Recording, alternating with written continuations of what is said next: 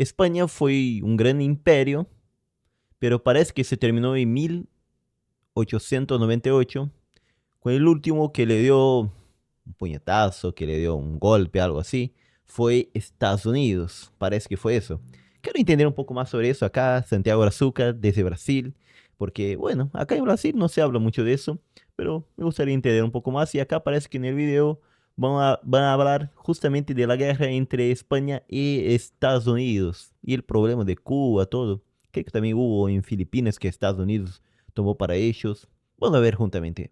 Estadounidense se libró en 1898 entre España, un antiguo imperio con territorios de ultramar alrededor del mundo, y Estados Unidos, que digamos era un país joven, de apenas 100 años, y con bastantes aspiraciones expansionistas. En menos de 4 meses, el ejército estadounidense derrotó a las fuerzas militares españolas en el Caribe y el Pacífico. Ah, ¿Queréis saber mira. qué pasó realmente entre estos dos países? Pues quedaros viendo el vídeo, porque hoy en Memorias de Pez os lo contamos. Primero, nos vamos a poner en contexto. A finales del siglo XIX, el imperialismo estaba en su apogeo, y las potencias europeas se encontraban compitiendo de manera muy agresiva por territorios en África, Asia y América. Esta carrera por expandir los imperios no solo aumentaba las tensiones entre las naciones europeas, sino que también preparaba el escenario para futuros conflictos globales. Estados Unidos, emergiendo como una nueva potencia, buscó establecer su propia influencia y control sobre territorios estratégicamente importantes, como parte de este movimiento global hacia la expansión y el dominio imperial. Creo que acá era la época en que Estados Unidos quería el control para él de toda América prácticamente. Y efectivamente, chocó con España, provocando la guerra hispano-estadounidense. Las causas que hicieron explotar esta guerra fueron principalmente 5. Estados Unidos tenía enormes intereses económicos, tanto en la industria azucarera cubana como en la red telegráfica. La presencia de Mira, ciudadanos estadounidenses en Cuba y la creciente violencia en la isla, que se debía a que querían independizarse de España, provocaron cierta preocupación en Estados Unidos. Quizá no estaban preocupados, pero también lo utilizaron como excusa. El sensacionalismo provocado por los periódicos de la época, conocido como periodismo amarillo, inflamó la opinión pública y aumentó las presiones sobre el gobierno para tomar medidas drásticas contra España. Por otro lado, el ambiente de expansión territorial y el deseo de demostrar poder internacional también jugaron un rol crucial, viendo la confrontación como una oportunidad para expandir la influencia de Estados Unidos en el Caribe y el Pacífico. ya habían tomado buena parte de México, ¿no? Ahora vamos a tomar lo que quedó de España y América. Prácticamente fue eso entonces. Pero lo que realmente hizo prender la llama fue el incidente del USS Maine. El Maine, un acorazado de segunda clase de la Marina de los Estados Unidos, fue enviado a La Habana en enero de 1898. La llegada del Maine al puerto habanero no fue anunciada, lo que rompía las normas diplomáticas entre los países, y podría haber sido percibida como una provocación. A pesar de las tensiones, la comunicación inicial entre los oficiales del Maine y las autoridades españolas fue cordial. Sin embargo, la noche del 15 de febrero cambió drásticamente el curso de los acontecimientos. Una explosión devastadora destruyó el Maine, en el puerto de La Habana, matando a Mira. 254 de sus marineros. Esta tragedia fue inmediatamente aprovechada por los periódicos estadounidenses, especialmente aquellos dirigidos por William Randolph Hearst, el New York Journal, y Joseph Pulitzer, sí, el de los premios, con el New York World, quienes publicaron historias sensacionalistas acusando a España de haber hundido el barco con una mina. Acá está lo que hoy se llama de fake news. La respuesta de la prensa, que no esperó a una investigación formal, aceleró muchísimo el conflicto. Luego, todo esto se investigó con resultados contradictorios. Mientras que la comisión estadounidense insistió en que la explosión había sido provocada por una mina externa, la comisión española concluyó que la explosión había sido interna, posiblemente una combustión accidental en la Santa Bárbara del barco. Accidental de los Yankees. Quizás no. A pesar de las investigaciones y las evidencias, la narrativa del sabotaje español ya había calado hondo en la opinión pública estadounidense. Esto, combinado con los deseos de Estados Unidos y el ambiente político de la época, llevó al presidente McKinley y al Congreso estadounidense a declarar finalmente la guerra a España. ¿Y cómo llegaba cada Mira. bando al conflicto? Bueno, por un lado, Estados Unidos contaba con una marina modernizada y un ejército voluntario ampliado por la emoción y el fervor patriótico. La Marina de los Estados Unidos estaba equipada con buques modernos. Además, Estados Unidos movilizó rápidamente a sus tropas tanto en el Pacífico como en el Caribe. Para ello, envió grandes contingentes, como los 10.000 soldados adicionales a Filipinas, para asegurar la victoria final sobre las fuerzas españolas. Y luego tenemos a España, que en el pasado había sido una gran potencia naval. Pero poco quedaba ya de eso. España se enfrentó al conflicto con una armada en declive y unos recursos bastante limitados, y en el Pacífico las fuerzas españolas estaban aún más mermadas, con una flota muy anticuada. Y para que no os perdáis, sí, hubo dos zonas principales del conflicto. Una en la región atlántico-caribeña, que incluía Cuba y Puerto Rico. Esta región era muy valiosa tanto por su proximidad a la costa estadounidense como por su valor estratégico en el control del Caribe y sus rutas comerciales. Y la otra zona era el Pacífico, especialmente en Filipinas, que era un territorio español en el sudeste asiático. Controlar Filipinas ofrecía a Estados Unidos un punto de entrada significativo en Asia, permitiendo una mayor influencia en la región y el acceso a rutas comerciales asiáticas. Dirá Estados Unidos acá, entonces, cuando Estados Unidos empieza a expandirse para otros lugares además de América, fue tomando territorio de España en Asia. Qué cosa, ¿no? Así que les interesaba muchísimo, muchísimo conseguirla. Con todo esto puesto sobre la mesa, vamos al lío. Estados Unidos declaró la guerra a España en abril de 1898, con el objetivo de liberar a Cuba de la presencia española. Aunque, que no nos engañen, Liberar a Cuba de la presencia española y empezar su presencia en Cuba, ¿no? Estados Unidos ya había realizado una serie de movimientos estratégicos incluso antes de la declaración formal de guerra. Prueba de ello son los ejercicios de tiro en Hong Kong o la posición eventualmente ofensiva que la Armada había adoptado en Filipinas y la isla de Guam. En el Caribe había más de 80.000 hombres entre las tropas españolas estacionadas en Cuba. Se encontraban a menos de 100 millas de Florida, lo que les debió de parecer inquietante a los estadounidenses. Como respuesta, Estados Unidos Florida que ya habían comprado de España. movilizó a más de 125.000 hombres y estableció un bloqueo naval alrededor de Cuba, que combinado con una campaña informativa, o mejor dicho, de desinformación, La fake news. alimentó el deseo de venganza de las tropas y el pueblo estadounidense. Una de las batallas más críticas ocurrió en la bahía de Santiago de Cuba, en julio de 1898. Allí la flota española, comandada por el almirante Pascual Cervera, intentó romper el bloqueo naval estadounidense, pero esta fue interceptada por la flota de Estados Unidos bajo el mando del comodoro Winfield Scott Shelley, el almirante William T. Sampson. Los buques españoles fueron perseguidos y destruidos o capturados cerca de la costa de Santiago. El enfrentamiento naval entre la Armada española y estadounidense terminó con un rotundo éxito para Estados Unidos. Pero en tierra, a las fuerzas Qué cosa. estadounidenses les costó un poquito más, en particular con la batalla de las colinas de San Juan, donde sufrieron más bajas que las tropas españolas. Como curiosidad, esta batalla incluyó el célebre asalto de los Rough Riders liderados por Theodore Roosevelt, quien más tarde sería presidente de Estados Mira. Unidos. Bueno, volviendo al tema, aunque las tropas estadounidenses eran numéricamente superiores, se encontraron con una impresionante resistencia de los soldados españoles, mejor equipados en tierra y con mayor experiencia en combate en un entorno tropical difícil y complicado, donde las enfermedades fueron más letales que las propias balas enemigas. A medida que la campaña avanzaba, las operaciones se extendieron a Puerto Rico. Es importante mencionar que durante toda la guerra Estados Unidos recibió un importantísimo apoyo de los independentistas cubanos, que fueron claves para dividir a las tropas españolas, para dar legitimidad internacional a la intervención estadounidense y para que las tropas norteamericanas conociesen bien el terreno. Mientras tanto, en el Pacífico, la guerra terminó con la captura de Manila el 13 de agosto tras una batalla pactada con los españoles para evitar que la ciudad cayera en manos de los insurgentes filipinos.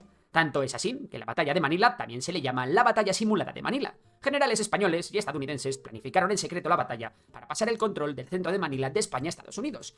Qué cosa. Prácticamente acá España entonces aceptó en Filipinas la derrota para los estadounidenses y entregaron. Excluyendo al ejército revolucionario filipino liderado por Emilio Aguinaldo. En esta batalla se enfrentaron los modernos buques estadounidenses al mando del comodoro George Dewey, que hundieron toda la flota española al mando del almirante Patricio Montojo. El enfrentamiento no causó ninguna baja estadounidense y selló el destino español en el Pacífico. Por su parte, Estados Unidos asentó su presencia en el Pacífico, convirtiéndose en una potencia marítima moderna y capaz, mientras que la anticuada Armada Española perdió su estatus de gran armada para siempre. Finalmente, Estados Unidos se uniría a los revolucionarios filipinos para derrotar a las fuerzas españolas, provocando la rendición y la ocupación del territorio terrestre por parte de los mismísimos Estados Unidos. Irónicamente, tras la derrota española, Estados Unidos reanudaría la guerra en Filipinas contra sus antiguos aliados filipinos, al asumir el papel de imperial Mira los filipinos.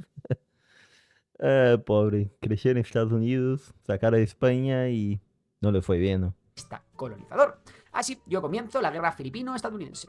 Tras la devastadora derrota de las flotas españolas y el hundimiento de sus buques, el gobierno español buscó la intervención de Francia para mediar en las conversaciones de paz con Estados Unidos. Esto llevó a la firma del Protocolo de Washington el 12 de agosto de 1898, que marcó el inicio de las negociaciones de paz. Las negociaciones terminaron con la firma del Tratado de París en 1898. El Tratado de París estableció varios puntos importantes. Para empezar, se pactó la independencia futura de Cuba, que sería en 1902, y se Bueno, entonces Estados Unidos ganó Cuba prácticamente. formalizó la cesión de Filipinas, Puerto Rico y Guam a Estados Llevó a Puerto Rico también, Estados Unidos. Fue acá en 98. Igual también. Mira. Unidos. Además, las restantes posesiones españolas en Oceanía, incluyendo las Islas Marianas, Carolinas y Palaos, se encontraban en una situación insostenible debido a la lejanía y al debilitamiento naval de España. Así que fueron vendidas a Alemania en 1899 por 25 millones de pesetas a través Mira, otros países también se llevaron todo lo que tenía España. Qué cosa, ¿no? del Tratado Germano-Español. Las consecuencias de esta breve guerra no fueron pocas, así que os las queremos resumir. La primera es el fin de la presencia española en ultramar. España cedió sus últimas posesiones en América y Asia a Estados Unidos, incluyendo Cuba, Puerto Rico, Filipinas y la isla de Guam. Además, las islas del Pacífico, que eran parte de la corona española, como hemos dicho antes, fueron vendidas a Alemania. Por otro lado, el fin de la guerra creó una inestabilidad política en España. La pérdida de los territorios debilitó gravemente la monarquía y el sistema político de la Restauración en España, aunque se evitó una revolución inmediata como algunos temían. Eso sí, al menos el descontento político generaron movimientos de regeneración y modernización. A corto plazo, la pérdida del imperio supuso una grave crisis económica y la repatriación de capitales. Sin embargo, a medio y largo plazo, estos mismos capitales contribuyeron a la modernización de la industria española, especialmente en sectores como el acero, la química y la energía eléctrica. Por otro lado, la victoria y los tratados siguientes marcaron el ascenso de Estados Unidos como una potencia imperialista. Entonces, mira, ayúdame para ver si entendí bien. En Estados Unidos empieza a quedar como una gran potencia a medida que va ganando a España, que va sacando a España de América y de otros territorios que tenía en el Pacífico. Sería eso, crece Estados Unidos por la pérdida de España, o sea, en contra de España. ¿Qué cosa? Aunque la guerra y sus resultados también estimularon el debate interno en Estados Unidos sobre el papel del país en el mundo. Figuras como Mark Twain y otros intelectuales cuestionaron la ética y las consecuencias del imperialismo estadounidense, alimentando movimientos antiimperialistas que tendrían eco en las políticas internas y externas en el futuro del país. Para Filipinas, el fin de la presencia española supuso el inicio de la guerra filipino-estadounidense, un conflicto sangriento que resultó en la muerte de miles de filipinos y la imposición de un control colonial estadounidense hasta después de la Segunda Guerra Mundial. Puerto Rico pasó a pertenecer a Estados Unidos, pero sin ser uno de sus estados. De hecho, la isla aún tiene un estatus político y legal único. Cuba, al igual que Puerto Rico, no se anexió a Estados Unidos, pero fue ocupada militarmente hasta 1902, cuando obtuvo la independencia formal, pero con ciertas condiciones, como la enmienda Platt, que aseguró a Estados Unidos el derecho a intervenir militarmente en la isla. La nueva posición de Estados Unidos en el Caribe cambió las dinámicas de poder en la región y consolidó el papel estadounidense como el árbitro dominante en asuntos del Caribe y Centroamérica. Y hasta aquí el vídeo de hoy. Si te ha gustado, ya sabes que puedes darle a like, suscribirte. ¿Qué cosa no Estados Unidos? Vamos a ver qué dice la gente.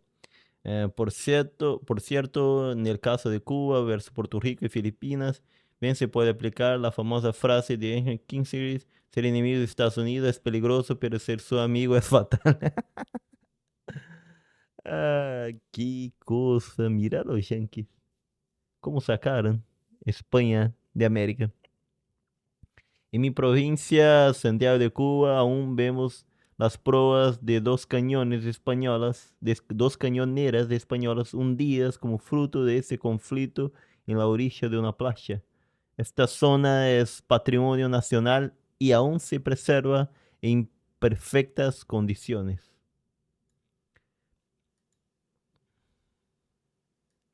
Qué cosa, ¿no?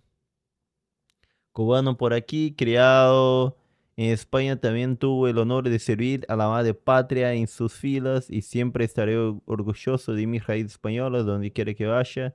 Mis bisabuelos eran de Gerona, siempre fui tratado como español más de donde quiera que fuese y se hablaba de Cuba con mucha nostalgia.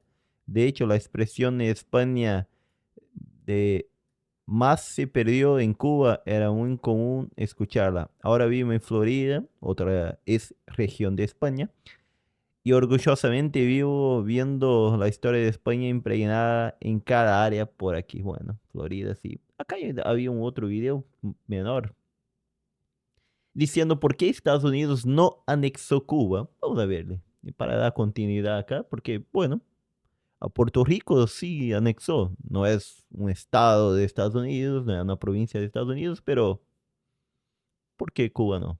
1998, tras derrotar a España, Estados Unidos tomó la mayoría de sus posesiones restantes, anexando Guam y Puerto Rico, además de convertir a las Filipinas en un protectorado. Aún así, a pesar de las numerosas pretensiones para la anexión de Cuba, siendo esta isla el motivo principal por el cual la guerra hispano-estadounidense detonó, se le permitió ser independiente. Pero, ¿por qué? Interesante, eso me gustaría saber. ¿Por qué la dejó independiente?